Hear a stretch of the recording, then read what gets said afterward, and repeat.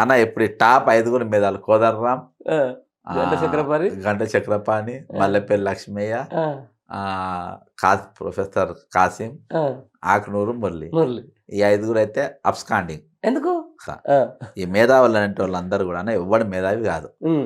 వీళ్ళందరూ కూడా దొంగతనానికి వచ్చిన వాళ్ళే.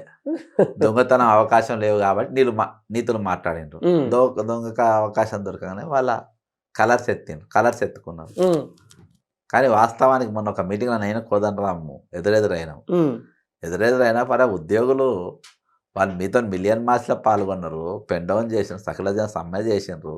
నువ్వు ముఖ్యమంత్రి రైట్ హ్యాండ్ లెఫ్ట్ హ్యాండ్ లెక్క ఉన్నావు, ఉమ్, ఉమ్, వాళ్ళ పైసలు వాళ్ళకి ఇవ్వచ్చానంటే తర్వాత ఉద్యోగ నాయకులు కొంతమందితో పోతే అండరంట. ఉమ్, ఇగో ముఖ్యమంత్రి రేవంత్ రెడ్డి గారు వాళ్ళు పైసలు ఇవ్వడానికి రెడీగా ఉండే, ఉమ్, ఆల్రెడీ పైసలు బ్యాంకులకే డ్రా చేసుకొని తెచ్చిండ్రు, ఉమ్, మిషన్లు పెట్టి లెక్క పెట్టిండ్రు, ఉమ్, ఎవరి పైసలు కట్టగట్టి పెట్టిండ్రు, ఉమ్. ఇద్దాం అనుకుంటే వరకు జడ్సన్ చూసే వరకు ఆపిండ్రు.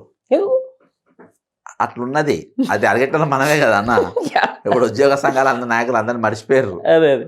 అర్థమైందా? ఉద్యోగ సంఘాలు మొత్తం దొంగలని తెలిసిపోయింది ఉద్యోగులకు, ఎవరికి మాట్లాడుతారు. అవును, అవును. కాబట్టి ఈరోజు మేధావి అంటోడు లేడన్న తెలంగాణకు. అంతేనా? దేర్ ఇస్ నో మేధావి. వీళ్ళంతా దొంగలి కొడుకులంతా. ఉమ్. దొంగలు మొత్తం జనాన్ని మొత్తం తప్పుదో బట్టి అని పనికొస్తారు కానీ